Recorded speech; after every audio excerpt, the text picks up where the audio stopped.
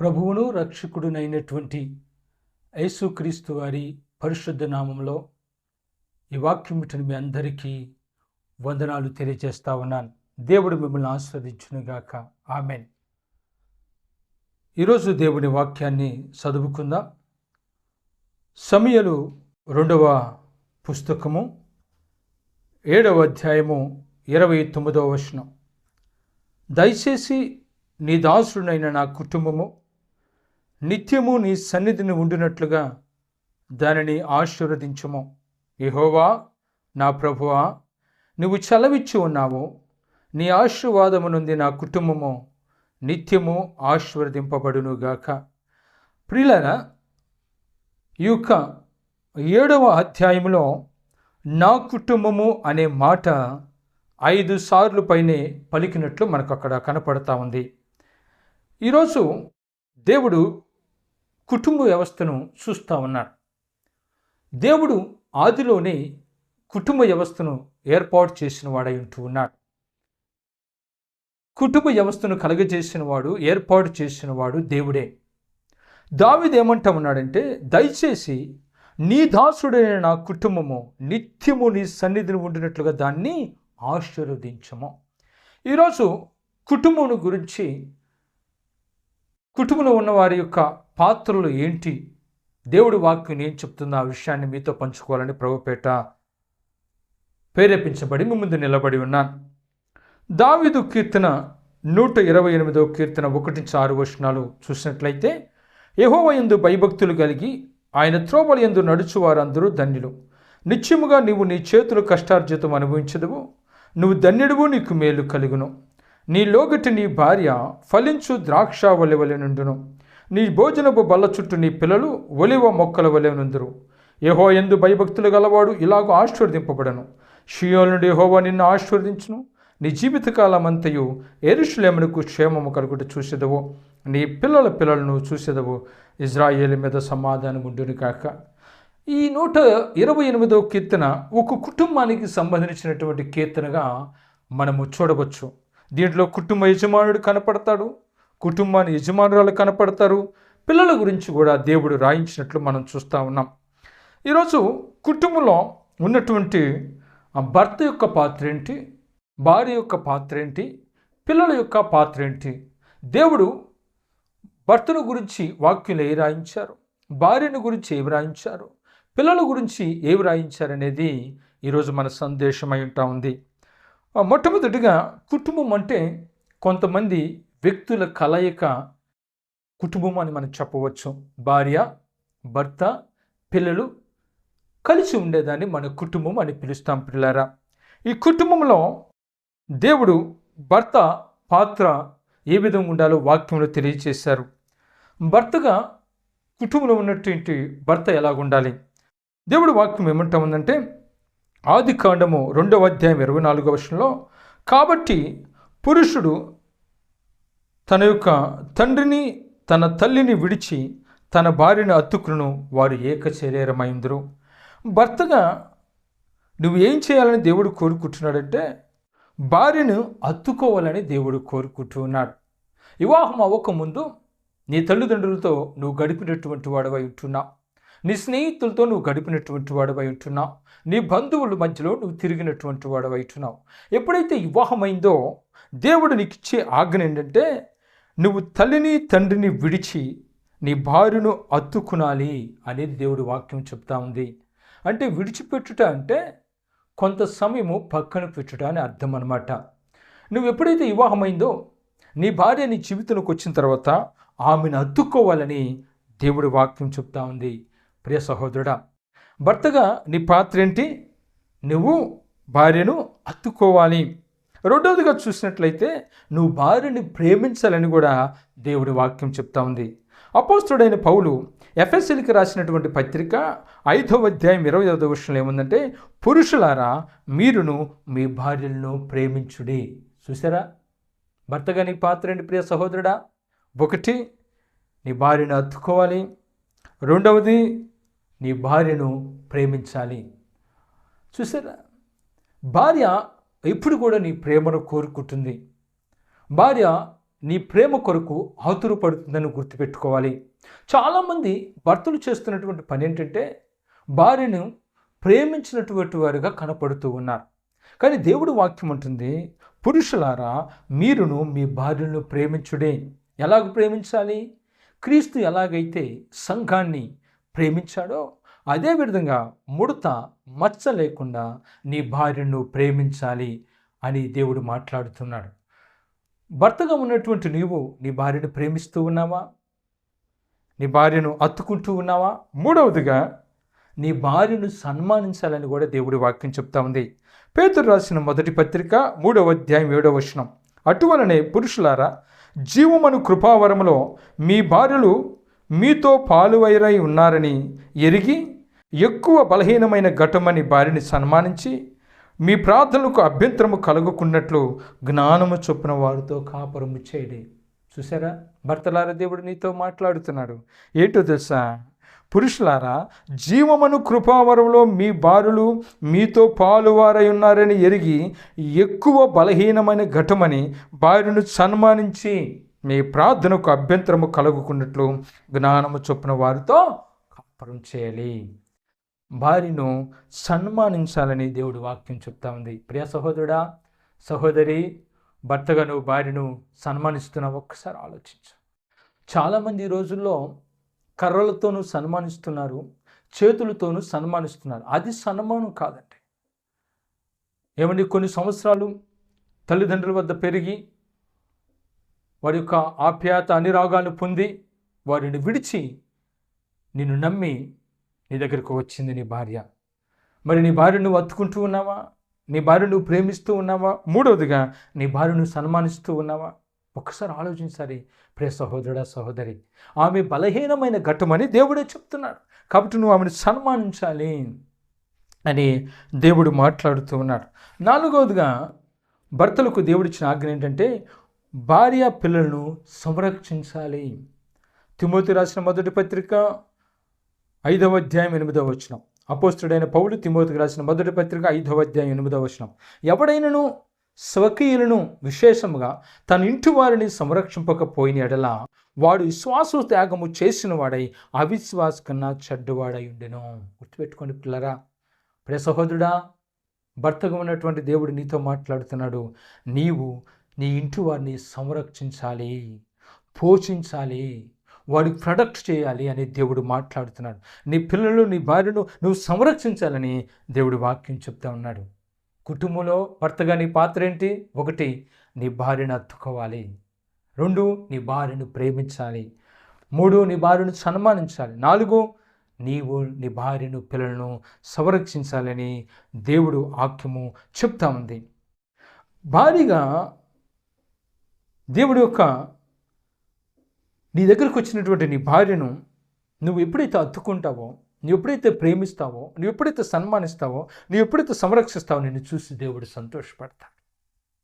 128వ కీర్తన దేవుడు చెప్పబడినట్లు నువ్వు దేవుని యందు భయభక్తులు గలవాడిగా దేవుడు గుర్తించి సియోను నుండి నిన్ను ఆశీర్వదిస్తాడు. పిల్లల, నీ పిల్లల పట్ల బాధ్యత కలిగి నీ బిడ్డలను పోషించుకుంటూ ఒక క్రమంలో పెంచవలసినటువంటి బాధ్యత నీ మీద ఉంది. ఓ తండ్రిగా పిల్లల పట్ల క్రమశిక్షణ పెంచవలసిన బాధ్యత, పిల్లలను పోషించవలసిన బాధ్యత నీ మీద ఉందని దేవుడు మాట్లాడుతూ ఉన్నాడు.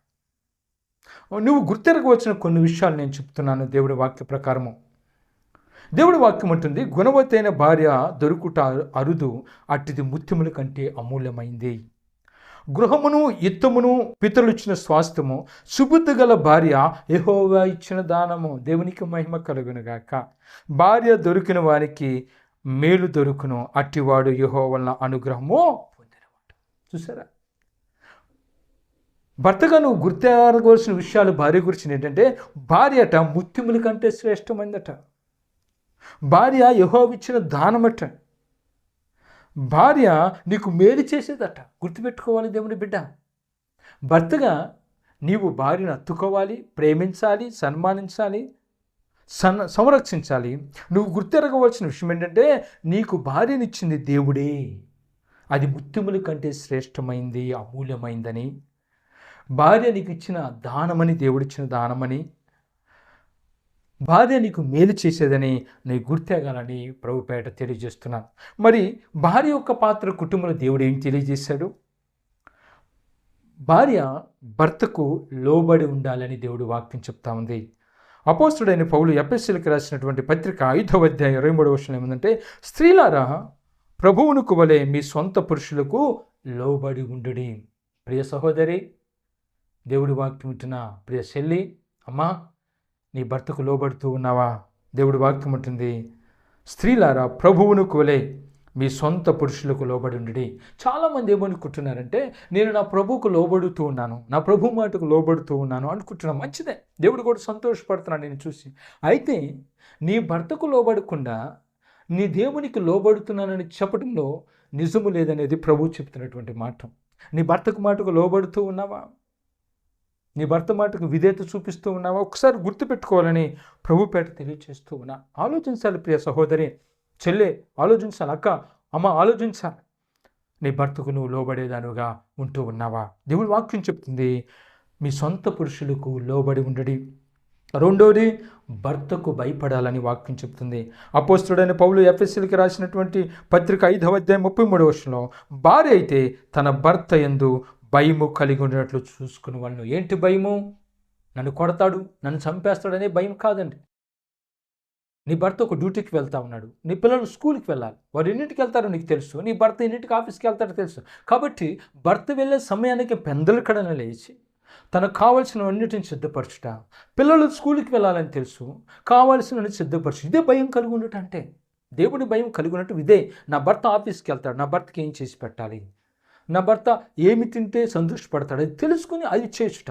నీ పిల్లలు స్కూల్కి వెళ్ళాలి, వాళ్ళు వెళ్ళే టయానికి అన్నీ సిద్ధపరచుట. ఇది భయం కలిగి ఉండటం. మరి నీ సహోదరి, సహోదరుడా, ఒకసారి ఆలోచించాలి. సహోదరి, నీ భర్తకు భయపడుతూ ఉన్నావా? నీ భర్తకు కావాల్సినన్నీ కూడా సాధ్యమైనంత వరకు నీ సాయశక్తుల ప్రయత్నం చేసి పెడుతూ ఉన్నావా? ఆయన సంతోషపరుస్తూ ఉన్నావా? ఆయన ఆనందపరుస్తూ ఉన్నావా? ఒకసారి ఆలోచించు. మూడవదిగా ఏమంటున్నాడంటే, దేవుని వాక్యం ఏమంటుందంటే, సాటి అని సహకారిగా ఉండాలి. దేవుడు నిన్ను ఎందుకు సృష్టించాడు? సహకారిగా ఉండటాన్ని సృష్టించాడు. ఆదాములు చేసినప్పుడు ఒంటరిగా ఉన్నాడని, మంచిది కాదని తన పక్కటెముకల్లో నుంచి నేను తీసుకుని సహకారిగా నిన్ను సృష్టించాడు. నువ్వు సహకారిగా ఉంటూ ఉన్నావా? భర్త ఆలోచన చెప్పినప్పుడు అది మంచో చెడు చెప్పగలుగుతూ ఉన్నావా? సాటైన సహకారిగా, మంచి సహకారిగా నువ్వు ఉండగలుగుతున్నావు ప్రియ సహోదరి, చెల్లి, తల్లి, అమ్మ. నువ్వు సహకారిగా ఉంటావని దేవుడు నేను సృష్టించాడు. తర్వాత నువ్వు విధేయత చూపించాలని దేవుడి వాక్యం చెప్తుంది. అంతేకాదు, పిల్లలను దేవుడు క్రమంలో పెంచవలసిన బాధ్యత కూడా నీ మీద ఉంది. జ్ఞానవంతురాలుగా ఉండాలి, గుణవంతురాలుగా ఉండాలి, యోగ్యురాలుగా ఉండాలని ప్రభు వాక్యం చెప్తా ఉంది. భారీగా నువ్వు తెలుసుకోవాల్సిన విషయం ఏంటంటే, భర్త నీకు శిరస్సు. సంఘమునకు క్రీస్తు ఎలాగూ శిరస్సో, ఏమండి, భర్తకు క్రీస్తు ఎలాగూ శిరస్సో, అలాగే భార్యకు భర్త శిరస్సు అని వాక్యం చెప్తా ఉంది. పిల్లలు, నీ భర్త నీకు శిరస్సు. శిరస్సు లేకుండా ఒక వ్యక్తిని మనం చూడగలవా? మొండెముతో. శిరస్సు లేకపోతే ఈ శరీరానికి ఏమన్నా విలువ ఉంటుంది అంటారు? ఏమి విలువ ఉండదు. కాబట్టి నీ భర్త లేకపోతే నీకు విలువ ఉండదు. నలుగురిలో అవమానం పాలవుతాం, చూసేవారు ఒక రకంగా చూస్తారు. భర్త అనేది నీకు శిరస్సు అని గుర్తుపెట్టుకోవాలి. ఒకసారి ఆలోచించు. భారీగా నీ పాత్ర ఏంటి ప్రియ సహోదరి? భర్తకు లోబడి ఉండాలి, భర్తకు భయపడాలి, భర్తకు విధేయత చూపించాలి, సాటి అయిన సహకారిగా ఉండాలి, పిల్లలను దేవుని క్రమంలో పెంచాలి, జ్ఞానవంతురాలుగా ఉండాలి, గుణవంతురాలుగా ఉండాలి, యోగ్యురాలుగా ఉండాలని నీ భర్త నీకు శిరస్సు అని నువ్వు గుర్తుపెట్టుకోవాలని దేవుడు వాక్యం చెప్తున్నాను. కుటుంబంలో భర్త పాత్ర ఏంటి? మరొకసారి చెప్తున్నాను. కుటుంబంలో భర్త పాత్ర, భార్యను ప్రేమించాలి, భార్యను హత్తుకోవాలి, భార్యను సన్మానించాలి, భార్య పిల్లలను సంరక్షించాలి. భర్త గుర్తు ఎరగవలసిందేంటి భార్య గురించి? గుణవతైన భార్య దొరుకుట అరుదు, అది ముత్యముల కంటే శ్రేష్టమైంది. నీ భార్య నీకు ఇచ్చినటువంటి దానం దేవుడు, అది గుర్తెరగా. నీకు మేలు చేయటానికి దేవుడు భార్యనిచ్చాడు. భార్యగా నీ పాత్ర ఏంటి? కుటుంబంలో భర్త మాటకు లోబడాలి, భర్తకు భయపడాలి, భర్తకు విధేయత చూపించాలి, సాటి అని సహకారంగా ఉండాలి. నువ్వు పిల్లలను క్రమంలో పెంచేదానివిగా, పిల్లలు నడతలు కనిపెట్టేదానిగా నువ్వు ఉండాలి. అందుకని 31వ సామెత చదివితే చక్కగా దేవుడు అక్కడ రాయించాడు. తర్వాత ఇక్కడ ఏముంది? భర్త గురించి నువ్వేం తెలుసుకోవాలి? భర్త నీకు శిరస్సు. శిరస్సు లేకుండా నువ్వు బయటికి వెళ్ళు, నీకు గౌరవం ఉండదు, నిన్నెవరు గౌరవించరు. భర్త నీకు శిరస్సు. నువ్వు జ్ఞానవంతురాలుగా ఉండాలి. జ్ఞానవంతురాలు తన ఇల్లుని కట్టును 3 రాళ్ళు తన చేతులతో ఇల్లు పెరుక్కునన్నాడు దేవుడు వాక్యం. జ్ఞానవంతురాలుగా ఉండాలి, గుణవంతురాలుగా ఉండాలి, యోగ్యురాలుగా ఉండాలని దేవుడు వాక్యం చెప్తుంది. మరి కుటుంబంలో పిల్లల పాత్ర ఏంటి? దేవుడి వాక్యం ఏమంటుంది? ఎఫ్ఎస్సి పత్రికల 6వ అధ్యాయం 1వ వచనం అంటుంది, పిల్లలారా ప్రభువునను మీ తల్లిదండ్రులకు విధేయులు ఉండండి. ఎఫ్ఎస్సి పత్రిక 6వ అధ్యాయం 2వ వచనంలో, నీకు మేలు కలిగినట్లు తల్లిదండ్రులు సన్మానించము, అప్పుడు నువ్వు భూమి మీద దీర్ఘాయుష్యమంతుడగుతావు. లేవియా కాండం 19వ అధ్యాయం 3వ వచనంలో, మీలో ప్రతివాడు తల్లిని తన తండ్రికి భయపడవలెను. సామెతల పుస్తకం 20వ అధ్యాయం 20వ వచనంలో, తన తండ్రినైనను తల్లినైనను దూషించు వాని దీపము కారు చీకటిలో ఆరిపోవను. సామెతల పుస్తకం 23వ అధ్యాయం 22వ వచనంలో, నీ తల్లి ముదిమియందు ఆమెను నిర్లక్ష్యమో చేయకమో. సామెతల పుస్తకం 22వ అధ్యాయం 25వ వచనంలో, నీ తల్లిదండ్రులను నువ్వు సంతోషపెట్టవలను, నిన్ను కలిగిన తల్లిని ఆనందపరచవలను. నిర్గమాకాండం 21వ అధ్యాయం 15వ వచనంలో, తన తండ్రినైనను తల్లినైన కొట్టువాడు నిశ్చయముగా మరణ శిక్ష నందును. నిర్గమాకాండం 21వ అధ్యాయం 17వ వచనంలో, తన తండ్రినైనను తల్లినైనను శపించువాడు నిశ్చయముగా మరణ శిక్ష నందును. పిల్లరా, ప్రియ సహోదరుడా, సహోదరి, ఒక్కసారి ఆలోచించు. నువ్వు ఏ వయసులో ఉన్నా, నీకు తల్లిదండ్రులు ఉన్నారా? వారి పట్ల నువ్వు కలిగి ఉండవలసిన దేవుడు చెప్తున్నాడు. పిల్లలారా, ప్రభువునందు మీ తల్లిదండ్రులకు విధేయులై ఉండండి. తల్లిని తండ్రిని సన్మానించండి. నీ తల్లిదండ్రులకు భయపడు. నీ తల్లిదండ్రులకు విధేయత చూపించు. వారిని దూషించబోకో, వారిని కొట్టబోకో, వారిని నిర్లక్ష్యం చేయబోకో, వారిని చెప్పించబోకని దేవుడు వాక్యం చెప్తుంది. పిల్లారా, నీ తల్లిదండ్రుల పట్ల నువ్వు ఎలాగుంటున్నావు? వృద్ధాప్యంలో ఉన్నారని వారిని పక్కన పెట్టేసావా? ఒకసారి గుర్తుపెట్టుకో. భార్యాభర్త ఇద్దరు మాట్లాడుకుంటున్నారట. భార్య అంటా ఉందంట భర్తతో, ఏమండి మీ తల్లి వృద్ధాప్యంలో ఉంటా ఉంది, మనం చూడలేం, కాబట్టి వృద్ధాశ్రమంలో వదిలిపెట్టమని చెప్తే భర్త తీసుకెళ్ళి వృద్ధాశ్రమంలో వదిలిపెట్టాడండి. వదిలిపెట్టిన తర్వాత అప్పుడప్పుడు చూస్తూ వస్తూ వెళ్తూ ఉన్నాడు. ఒకానొక రోజున ఆయన ఫోన్ వచ్చిన ఆశ్రమం నుండి, ఏంటంటే నీ తల్లి సావు బతుకులో ఉంది, ఒకసారి వచ్చి చూడమని. ఆ వ్యక్తి వచ్చాడు, తల్లి దగ్గరికి వచ్చాడు. అమ్మా ఏంటి నీ బాగోలేదని చెప్పారు. అవును నాయన, బాగోలేదు నాయన, ఈరోజు రేపు నా మరణం అన్నట్లుగా ఉంది, నీతో ఒక్క మాట చెప్పాలని పిలిపించానన్నాడట. ఏంటమ్మా చెప్పు. ఏమి లేదు నాయన, ఆ రూములు చూసావా? ఆ రూములో ఫ్యాన్లు లేవా? అయ్యా ఫ్యాన్లన్నీ కూడా పెట్టించు అని చెప్పిందట. అలాగేనమ్మా పెట్టిస్తాను. ఎందుకమ్మా ఈరోజు రేపు నువ్వు వెళ్ళిపోతాను అంటున్నావు కదా, ఇప్పుడు ఎందుకు ఫ్యాన్లు పెట్టించమని నాతో చెప్తున్నావు అంటే, అయ్యా వృద్ధాప్యంలో నేను పనికిరానని నన్ను ఇక్కడ పెట్టావు. రేపు నీ పిల్లలు కూడా వృద్ధాప్యంలో పనికిరామని నిన్ను ఇదే స్థలాన్ని పంపిస్తే, అయ్యా ఫ్యాన్లు లేక దోమలు కుట్టి నేను ఎంతో ఇబ్బంది పడతామన్నానయ్యా. కాబట్టి ఆ దోమలు కుట్టిన వ్యాధి వల్ల నేను మరణించబోతా ఉన్నాను. కాబట్టి ప్రియా నా కుమారుడా, నువ్వేం చేస్తావంటే, ఇదిగో ఫ్యాన్లు పెట్టించు, రేపు నువ్వు వచ్చినప్పుడు ఇబ్బంది లేకుండా ఉంటుందని దేవుడి వాక్యం చెప్తా ఉంది. కాబట్టి దేవుని బిడ్డ, కుటుంబం ఎలా ఉంటూ ఉన్నావు? నీ తల్లిదండ్రులు నిరక్షపరుస్తూ ఉన్నావా? నీ తల్లిదండ్రులు బాధ పెడుతూ ఉన్నావా? నీ తల్లిదండ్రులు చెప్పిస్తూ ఉన్నావా? నీ తల్లిదండ్రులు కొడుతూ ఉన్నావా? జాగ్రత్త. కుటుంబంలో నీ పాత్ర ఏంటి? భర్తగా భార్యను హత్తుకోవాలి, భార్యని ప్రేమించాలి, భార్యను సన్మానించాలి, భార్యని సంరక్షించాలి. భార్యగా నీ పాత్ర ఏంటి? నీ భర్తకు లోబడాలి, నీ భర్తకు భయపడాలి, విధేయత చూపించాలి, సాటి అయిన సహకారిగా ఉండాలి, గుణవంతురాలుగా, యోగ్యురాలుగా, జ్ఞానవంతురాలుగా ఉండాలి. పిల్లలుగా నీ పాత్ర ఏంటి? తల్లిదండ్రులకు విధేయులై ఉండాలి, తల్లిదండ్రులు సన్మానించాలి, తల్లిదండ్రులు భయపడాలి, తల్లిదండ్రులు దూషించకూడదు, కొట్టకూడదు, చెప్పించకూడదు అని దేవుడు వాక్యం చెప్తాను.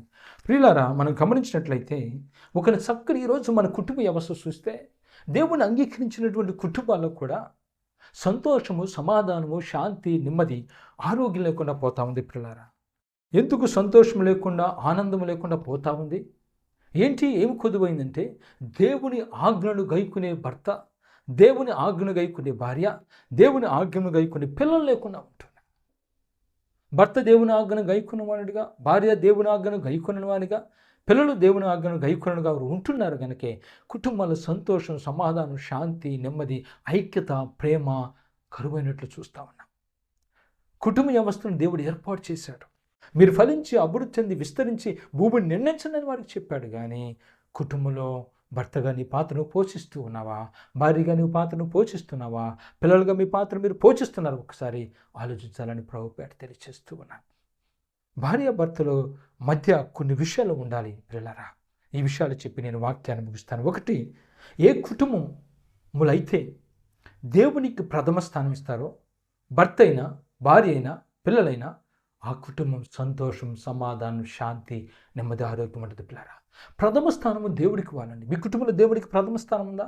దేవుని వాక్యాన్ని చదివే విషయంలోనైనా, ప్రార్థించే విషయంలోనైనా, దేవుని సన్నిధి క్రమంగా వెళ్ళే విషయంలోనైనా నీవు దేవునికి ప్రథమ స్థానం ఇస్తున్నావా?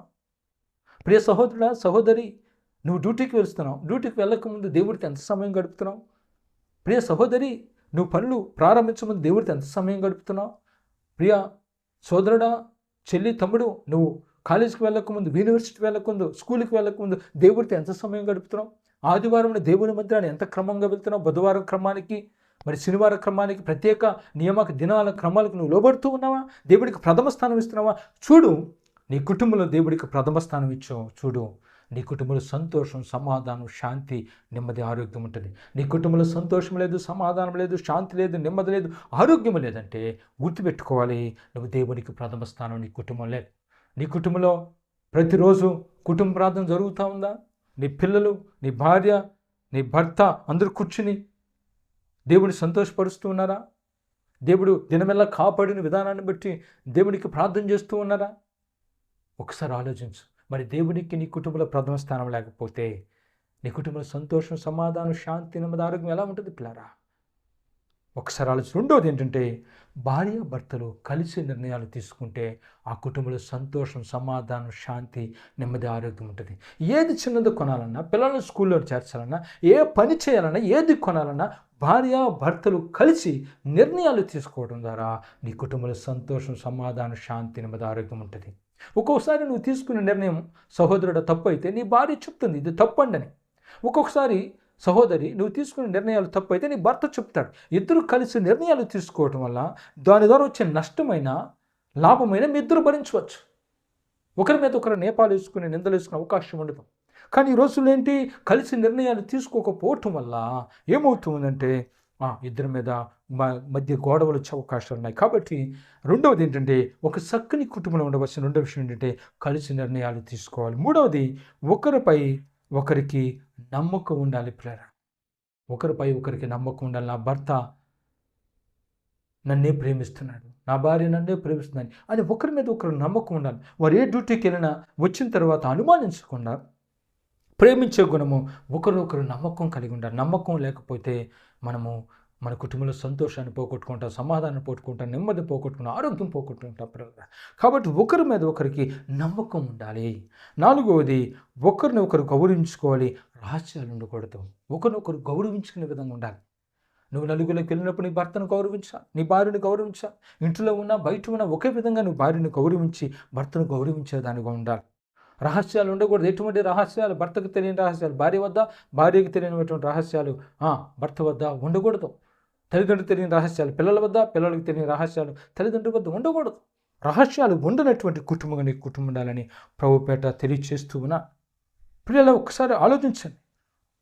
ఒకటి, దేవునికి ప్రథమ స్థానం ఇవ్వాలి. కలిసి నిర్ణయాలు తీసుకోవాలి. ఒకరి మీద ఒకరు నమ్మకం ఉండాలి. ఒకరినొకరు గౌరవించుకోవాలి. రహస్యాలు ఉండకూడదు. ఐదోది ఏంటి చెప్పిన, ఒకరినొకరు క్షమించుకోవాలి, ప్రోత్సాహపరుచుకోవాలి, మెచ్చుకోవాలి. ఒకరినొకరు క్షమించుకునే గుణం ఉండాలి. తప్పులు అనేవి సహజంగా చిన్నవో మన్నవో మనం చేస్తూ ఉంటాం. భర్త చేయవచ్చు, భార్య చేయవచ్చు, వంటలో భార్య చేయవచ్చు, సరేనా? మరి బయట నుంచి అన్ని తేవాల్సిన విషయంలో భర్త ఒకసారి నిర్లక్ష్యం చేయవచ్చు. ఏది చేసినా చిన్న తప్పు పెద్ద తప్పు క్షమించుకునే గుణం ఉండాలి. ప్రభు మనం క్షమించకపోతే మనం ఎక్కడుండేవాళ్ళం పిల్లరా? ఆయన మనం క్షమించకపోతే నువ్వు నేను ఎక్కడుండేవాళ్ళము?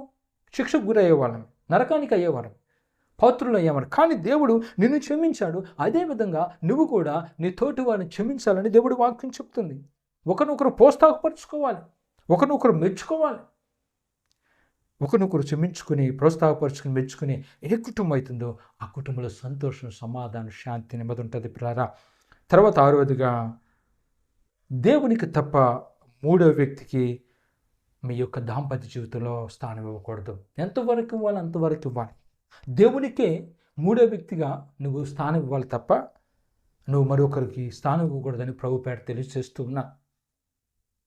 ఒక కుటుంబంలో జరిగిన విషయాన్ని చెప్తున్నా. ఒక ఊరిలో కుటుంబం చక్కగా జీవిస్తూ ఉన్నారు పిల్లలు. భర్త ఆఫీస్కి వెళ్ళిన తర్వాత ఒక పెద్ద ఆమె భార్య దగ్గరికి వచ్చింది. భార్య దగ్గరికి వచ్చి, నీ భర్త చాలా మంచివాడమ్మా, చాలా గుణవంతుడమ్మా, యోగ్యుడమ్మా, నేను బాగా చూసుకుంటున్నాడమ్మా అని చెప్తా ఉంది. చెప్పి కానీ అనే ఒక మాట చెప్పిందండి. కానీ అనే మాట చెప్తే ఆ సహోదరి అంది, ఏంటి మా అమ్మ, నా భర్త గురించి ఎన్నో విషయాలు మంచి విషయాలు చెప్పావు, కానీ అన్నావు ఏంటంటే ఒక లోపం ఉంది. ఏంటంటే నీ భర్త పోయిన జన్మలో గాడిద అందండి. ఆ మాట చెప్పి వెళ్ళిపోయింది.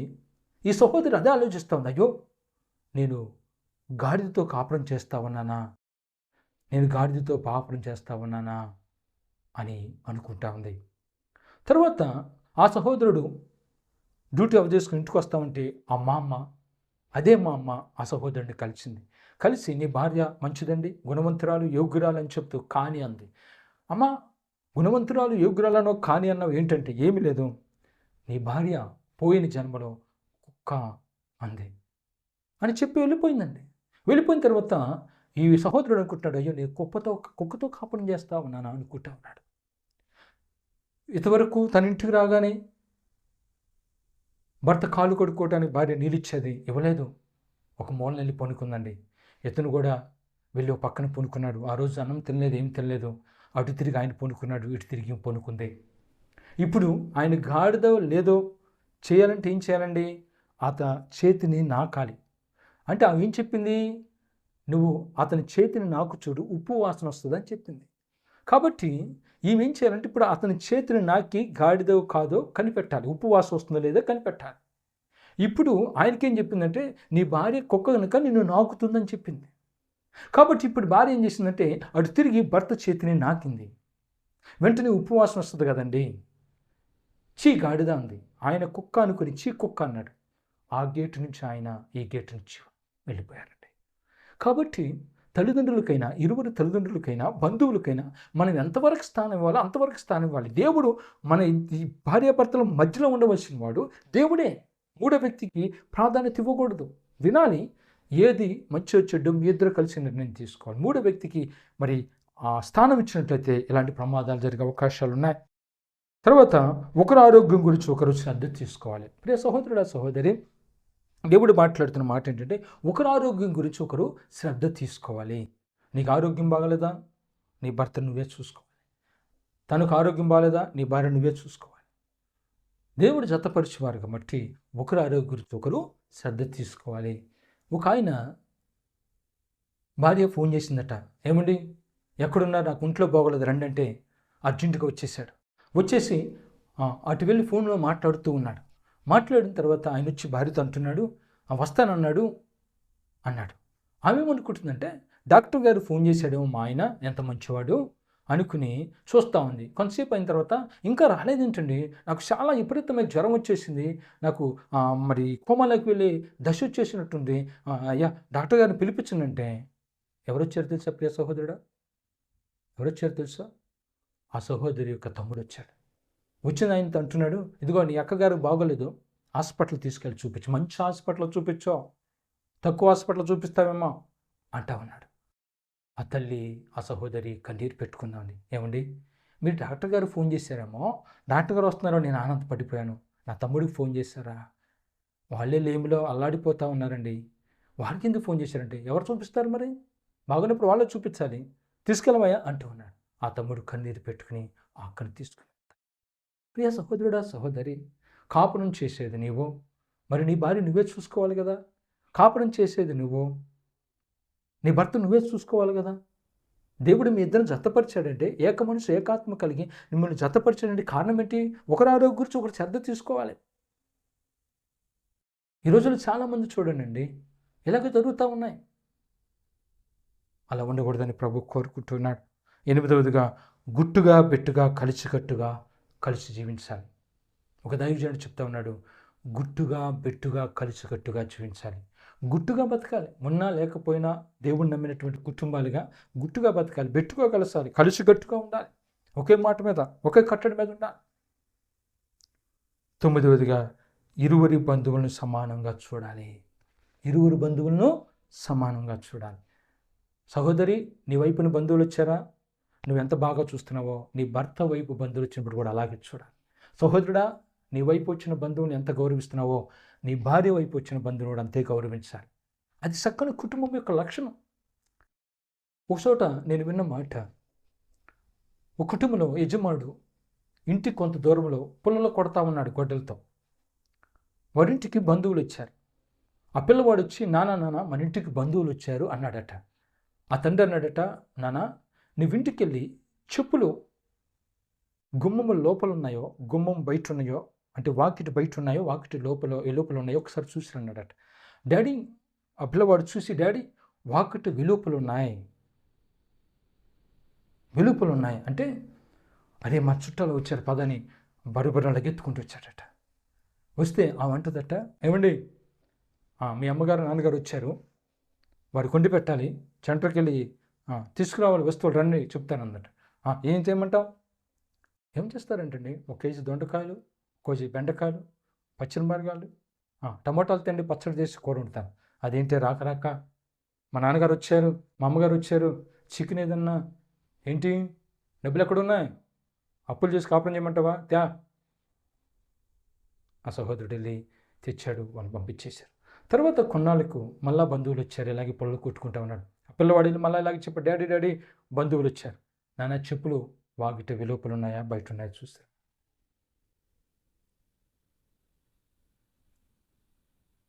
ఎక్కడున్నాయి? లోపల ఉన్నాయి. లోపల ఉన్నాయా? లోపల ఉంటే మనోళ్ళు కాదు, వాళ్ళు వచ్చారు కాబట్టి అమ్మ కేక వేస్తుంది. అమ్మ కేక వేసింది, ఏమండి 1 కేజీ చికెన్ తీసుకురండి, 1 కేజీ మటన్ తీసుకురండి. చూసారా పిల్లరా? నీ బంధువులు వస్తే ఒక రకం, వారి బంధువులు వస్తే ఒక రకంగా అలా ఉండకూడదు. చివరిగా ఏక మనసు, ఏకాత్మ, ఏకభావము కలిగి ఉండాలి. కాబట్టి నీ కుటుంబంలో సంతోషం ఉండాలి, సమాధానం ఉండాలి, నెమ్మది ఉండి ఆరోగ్యం ఉండాలంటే దేవునికి ప్రథమ స్థానం ఇవ్వాలి, కలిసి నిర్ణయాలు తీసుకోవాలి, ఒకరిపై ఒకరికి నమ్మకం ఉండాలి, ఒకరినొకరు గౌరవించుకోవాలి, రహస్యాలు ఉండకూడదు, ఒకరినొకరు క్షమించుకోవాలి, ప్రోత్సాహపరుచుకోవాలి, మెచ్చుకోవాలి. దేవుని తప్ప మూడో వ్యక్తికి మీ మధ్యలో స్థానం ఇవ్వకూడదు. ఒకరి ఆరోగ్యం గురించి ఒకరు శ్రద్ధ తీసుకోవాలి, గుట్టుగా బతకాలి, బెట్టుగా బతకాలి, కలిసికట్టుగా బ్రతకాలి, ఇరువురి బంధువులను సమానంగా చూడాలి, ఏక మనసు, ఏకాత్మ, ఏకభావం ఉండాలి. చక్కని కుటుంబంలో భర్త కానీ పాత్ర, భార్య కానీ పాత్ర, పిల్లలు కానీ పాత్రగా సంతోషము, సమాధానం, నెమ్మది ఉండాలంటే ఏ విషయాలు ఉండాలో నేను దేవుడిపై వాక్య పరిగట తెలియజేశాను. మీరు 128వ కీర్తనలో ఉన్న కుటుంబంగా మీరు ఉందురుగాక. తలవంచండి, ప్రార్థన చేస్తున్నాను. కృపాసత్య సంపూర్ణ నీకు వందనాలు, స్తోత్రాలు తెలియజేస్తున్నాను. ఈరోజు నీ వాక్యం వినడానికి కృప చూపించావు. మా అందరిని ఆస్వాదించమని యేసు నామములో అడిగి వేడుకొంచున్నాము తండ్రి, ఆమేన్. దేవుడు మీ అందరిని ఆస్వాదించును గాక, ఆమేన్.